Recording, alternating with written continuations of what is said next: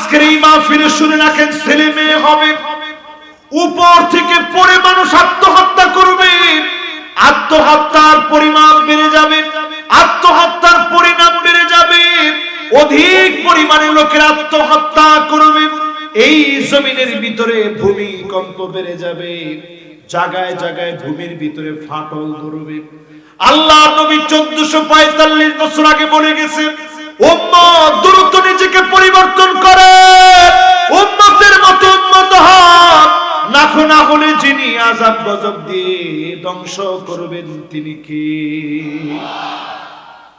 এবার আরেকটু সামনের দিকে যাই। ট্যাটু আছেন শরীরের ভিতরে, এমন কে কে আছেন একটু হাত তুলে তো দেখি।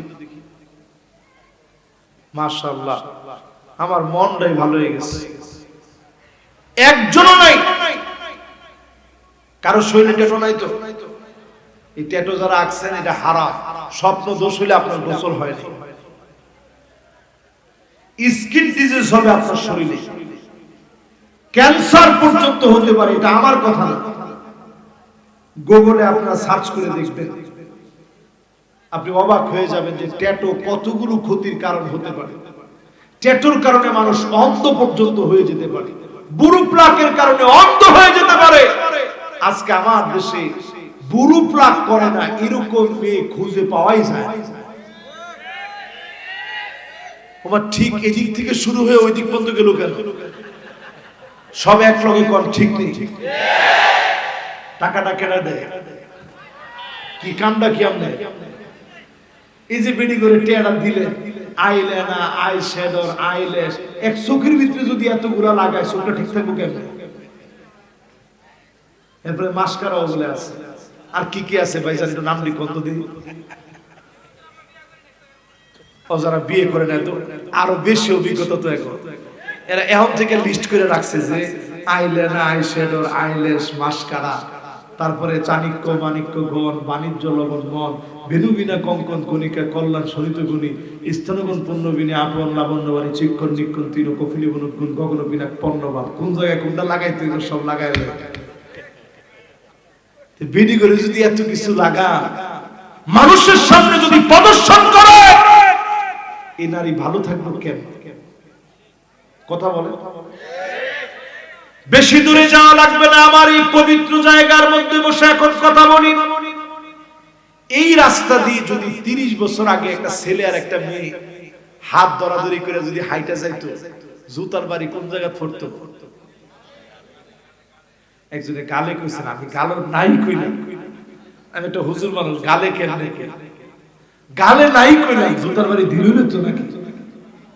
30 বছর আগে যদি এরকম সেরাসেরি বিয়ে ছাড়া যদি আইটা যাইতো, আর বিয়া কইরেও যদি আইটা যাইতো, কিন্তু তোর শরমটা কোন বানছস?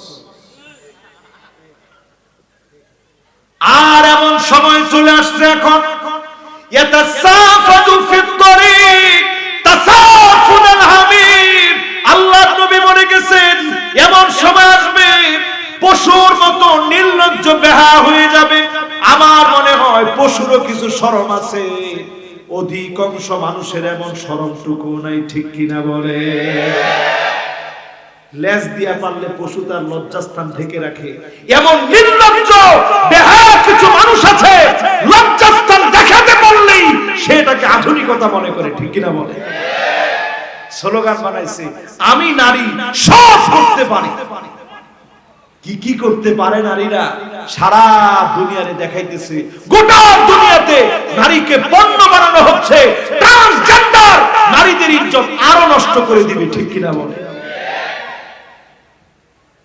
এই জন্য উম্মতেরা যারা এই মাহফিলে বসলেন, 30 বছর আগের কথা বললাম, এই এলাকা থেকে সামান্য ধরেন 2 কিলোমিটার দূরে আমার মা চাচিরা যখন যাইতো 30 বছর আগে, শাড়ি দিয়া রিকশার মধ্যে শাড়ি দিয়া তারপরে মা চাচিরা যাইতো। কথা ঠিক না বেঠিক? না, আমি মনে হয় ঠিক কথা কই না, কি মনে হয়? আচ্ছা, কেডা কেডা দেখছেন এই দৃশ্যটা একটু হাত তুলে ধরি। মাশাআল্লাহ, উনিও দেখছে, আপনি দেখছেন? আপনি দেখছেন নি? দেখছে। আপনারা কে কে দেখছেন একটু হাত তুলে তো দেখি। মাশাআল্লাহ, এবার হাতগুলো নামান। এবার 2024 যদি এইরকম একটা দৃশ্য এইদিকে যদি ধরা পড়তো, অন্তত 2000 ক্যামেরা ওই রিকশার দিকে তাকিয়ে তোমার ঠিক এমন কোন রকম আস্তে কর 2000 ক্যামেরা দিয়া পুরো এলাকা ব্লক হয়ে যেত যে কি রে এই লোক কি পাগল নাকি টিকটক শুরু হয়ে যেত না যে এই রিকশার ভিতরে শাড়ি বেচাইলো কি লিগে সেই যুগে কোনো পরক্রিয়া ছিল না এখন আপনি তাকা দেখে গ্রামে গঞ্জে অলিতে গলিতে পরক্রিয়ার বীজ বাষ্প রন্ধে রন্ধে ছড়ায় গেছে ঠিক কিনা বলে হয়ে গেছে দুনিয়া